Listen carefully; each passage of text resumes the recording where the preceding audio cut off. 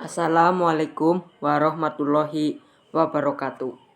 Perkenalkan, nama saya Wisnu Aji Widayat dari kelas 10 MIPA 3, nomor absen 36, akan mempresentasikan tentang manfaat SIG di berbagai kehidupan. Yang pertama, kita harus mengetahui dulu apa itu SIG. Sistem informasi geografis atau yang kita kenal sebagai SIG adalah suatu sistem berbasiskan komputer yang digunakan untuk menyimpan dan memanipulasi informasi-informasi. Berikut ini manfaat SIG dalam kehidupan sehari-hari. Yang pertama, ada inventarisasi sumber daya alam. Pembangunan fisik dan sosial di Indonesia terus ditingkatkan sesuai dengan meningkatnya jumlah penduduk dan berkembangnya kehidupan yang serba kompleks. Manfaat SIG dalam data kekayaan sumber daya alam. Yang pertama atau yang A adalah untuk mengetahui persebaran berbagai sumber daya alam. Misalnya seperti minyak bumi, batu bara, emas, besi, dan barang tambang lainnya. Yang B atau yang kedua adalah untuk mengetahui persebaran kawasan lahan. Yang C atau yang ketiga adalah untuk pengawasan daerah rawan bencana atau untuk pengawasan daerah bencana alam. Terus yang kedua ada perencanaan pola pembangunan.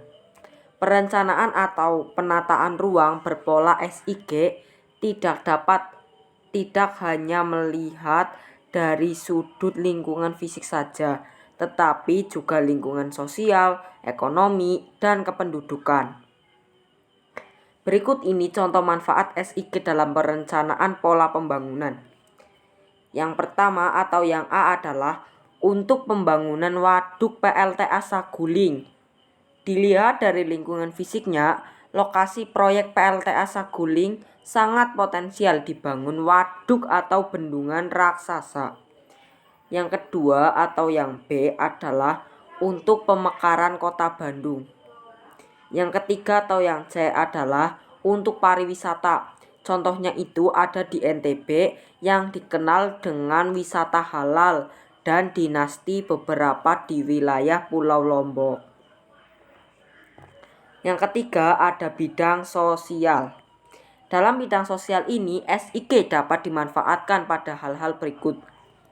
Yang pertama adalah untuk mengetahui potensi dan persebaran penduduknya, mengetahui luas dan persebaran lahan pertanian, serta kemungkinan pola drainasenya.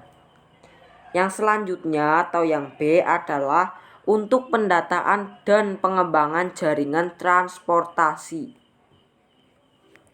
Yang ketiga atau yang C adalah untuk pendataan dan pengembangan pusat-pusat pertumbuhan dan pembangunan.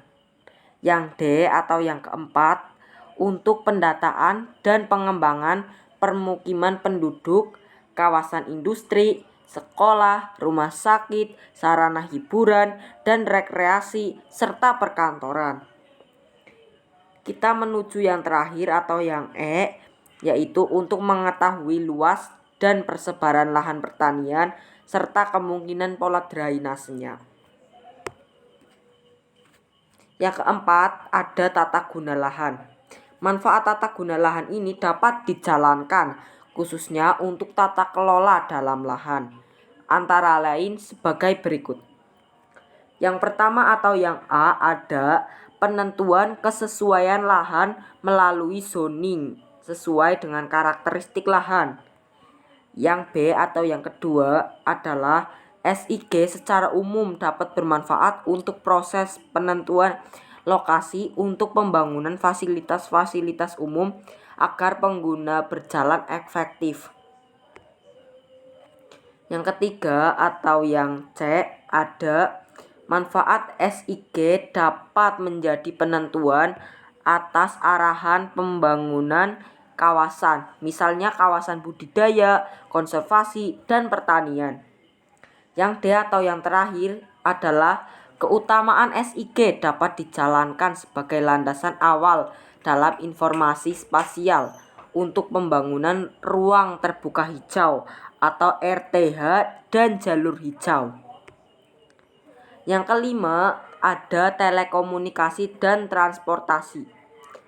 Adapun kegunaan SIG yang menjadi sangat simbolis fasilitas telekomunikasi serta transportasi antara lain adalah yang A, ada penentuan lokasi pembangunan Base Transceiver Station atau BTS pada jaringan seluler. Yang kedua atau yang B, SIG dapat dijadikan sebagai lahan manajemen jaringan, kabel, dan pengguna layanan telekomunikasi. Yang ketiga atau yang C, SIG dapat dijadikan sebagai alat identifikasi untuk jaringan atau sambungan yang mengalami kerusakan. Yang D atau yang keempat adalah SIG dapat dipergunakan untuk proses penentuan jaringan transportasi dan rekayasa lalu lintas. Yang E atau yang terakhir, SIG dapat bermanfaat untuk penentuan tingkat aksesibilitas suatu wilayah. Yang keenam, ada bidang ekonomi dan bisnis.